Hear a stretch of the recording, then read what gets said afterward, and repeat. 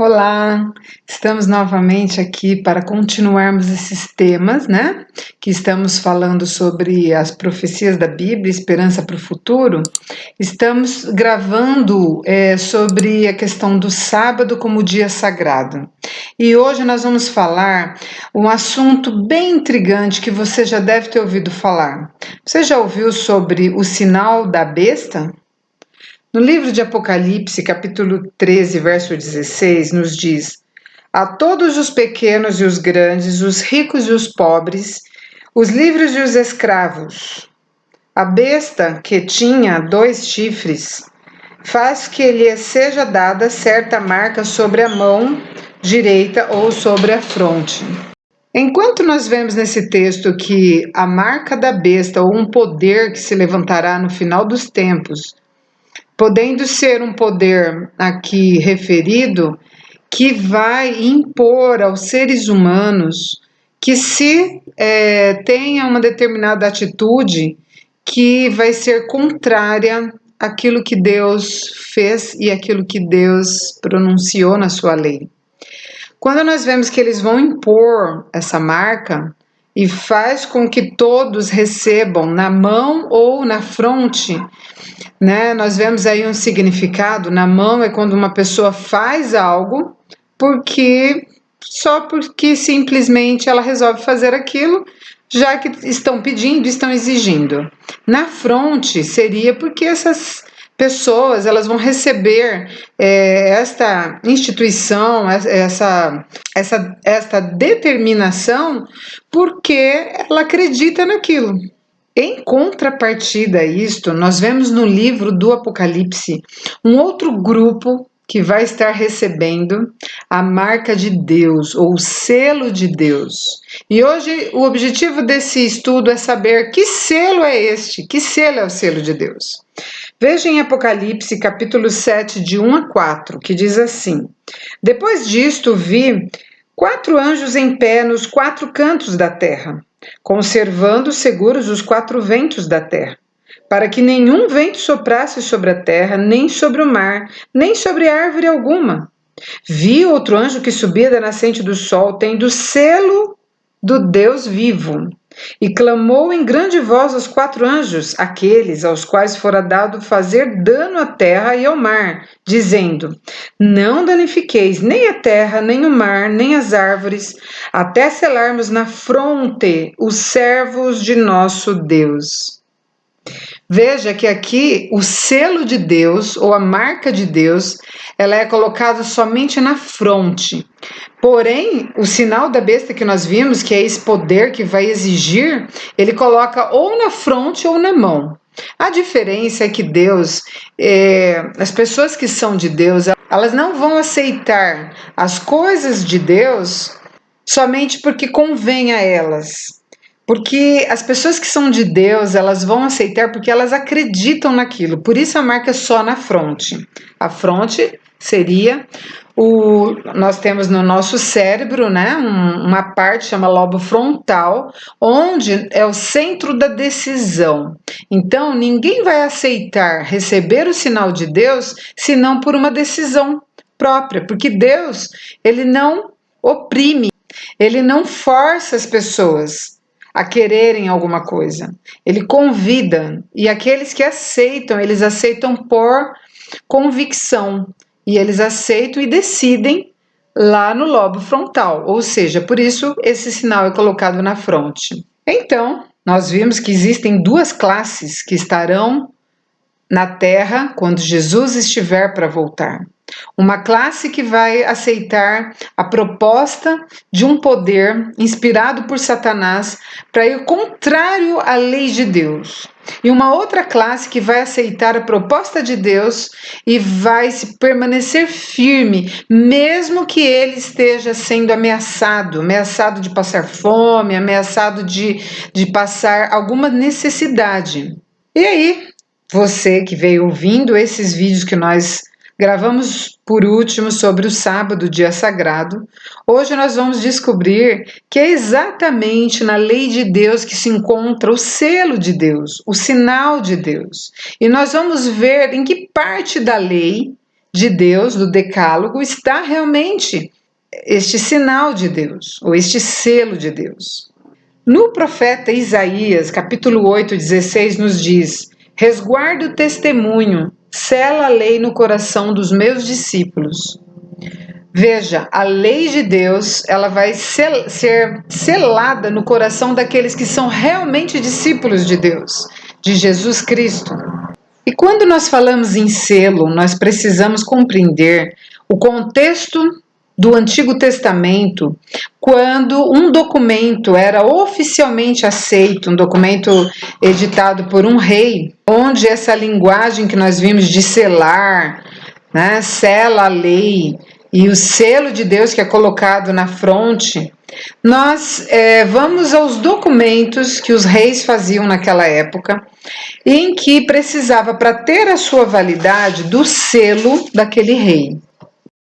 Então, toda vez que um rei promulgava uma lei ou ele fazia um documento, era preciso ter o timbre do seu sinete, que era como se fosse um carimbo, onde deveria ter as inscrições do nome desse legislador, quem ele é, com relação ao ofício, né? Se ele é um rei, se ele é o quê, e onde ele domina, ou o que ele faz, qual é o seu território de domínio. Então, por exemplo, nós vamos ver um texto aqui, 1 Reis, capítulo 21, verso 8, nos diz assim: escreveu cartas em nome de Acabe, selou-as com o sinete dele. No livro de Daniel, capítulo 6, verso 8, diz assim: agora, pois, ó rei, sanciona o interdito e assina a escritura para que não seja mudada. Então veja, para que o documento, a lei, tivesse o seu devido valor, era preciso que ela fosse assinada e que ela tivesse as inscrições com esses 3 requisitos: o nome, quem ele é e onde ele domina. E hoje nós vamos ver na lei de Deus, no Decálogo, onde se encontra a assinatura de Deus. Se nós iniciarmos pensando no primeiro mandamento, nós vamos ver: não terás outros deuses diante de mim. Esse mim que se refere aí na lei de Deus, ele não tem um nome de quem é. É um mim que pode ser qualquer deidade daquela época, qualquer pessoa, né, que pudesse estar escrevendo essa lei. Então, o primeiro mandamento, nós vimos que não está a inscrição com os 3 requisitos que requeria que o mandamento tivesse. E assim, nós podemos verificar em cada um dos mandamentos. O segundo mandamento que nos fala: não farás para ti imagem de escultura, ele também não tem essas 3 inscrições. Quando vamos para o terceiro, onde diz assim: não tomarás o nome do Senhor teu Deus em vão, também não existe aqui os 3 requisitos que nós vimos que são necessários. Mas quando nós vamos para o 4º mandamento, nós vamos encontrar. Mas nós vamos pular esse 4º mandamento e vamos pensar nos outros. O 5º mandamento: honra teu pai e tua mãe. O 6º mandamento: não matarás. O 7º mandamento: não adulterarás. O 8º: não furtarás. O 9º: não dirás falso testemunho. O 10º: não cobiçarás a casa do seu próximo, nem nada do seu próximo. Veja que nenhum desses mandamentos, se nós lermos na íntegra, mesmo que se nós lermos na íntegra, ele não vai estar tendo a inscrição do selo desta lei. Mas o 4º mandamento, presta atenção nisso daqui. Nós vamos ler o 4º mandamento e você vai achar aqui esse requisito que nós estamos estudando. Diz assim: lembra-te do dia de sábado para o santificar. 6 dias trabalharás e farás toda a tua obra, mas o 7º dia é o sábado do Senhor teu Deus. Então aqui está falando que é o Senhor teu Deus. Mas quem ele é? E onde ele domina? Aqui, continuando, diz: não farás nenhum trabalho. E aí tem uma relação de pessoas que não deveria fazer nenhum trabalho. E na continuação nos diz assim: porque em 6 dias fez o Senhor. Quem é esse Senhor? Ele fez os céus e a terra. Então quem é ele? Ele é o Deus Criador do céu e da terra, o mar e tudo o que neles há. E ao 7º dia ele descansou. Por isso o Senhor abençoou o dia do sábado e o santificou. Então aqui nós encontramos os 3 requisitos. Primeiro, quem está fazendo esta lei? O seu Deus. Mas que Deus é esse? Que deidade é essa? Esse é o Deus Criador dos céus e da terra. E onde ele domina? No céu e na terra, em todo lugar, porque é ele que criou. Então, aqui no 4º mandamento, nós encontramos o selo de Deus. E este é o selo que vai acompanhar todas as pessoas. No final, quando a Terra estiver vivendo os seus últimos momentos da história, onde o ser humano vai estar muito afastado de Deus, a maioria, haverá um pequeno povo, esse povo que vai permanecer firme com a verdade, e inclusive com a verdade sobre a guarda do mandamento de Deus por completo, os 10, inclusive o 4º, onde fala: lembra-te do dia do sábado. Este mandamento que representa nada mais, nada menos o selo de Deus. Outro texto muito interessante que endossa essa realidade de que realmente o sábado é o sinal de Deus está aqui no livro de Ezequiel, capítulo 20, verso 20. Nos diz assim: santificai os meus sábados, pois servirão de sinal entre mim e vós, para que saibais que eu sou o Senhor, o vosso Deus. Em Êxodo, capítulo 31, 13, nos diz assim: certamente guardareis os meus sábados, pois é sinal entre mim e vós nas vossas gerações, para que saibais que eu sou o Senhor que vos santifica. Somos santificados porque Deus que nos santifica. Nós temos que, pela fé, acreditar nessa determinação de Deus a respeito desse dia sagrado e simplesmente pela fé aceitar. Ou não. E nós, quando estudamos a Bíblia, vemos muito disso, onde Satanás fica tão irado, porque ele realmente é um ser que ficou irado, teve inveja, teve ciúmes de Deus. Então ele também vai ter uma marca, um sinal. E o sinal dele é exatamente um dia que não foi promulgado por Deus, que não foi abençoado por Deus e que não foi determinado como um dia de guarda por Deus, mas sim por seres humanos.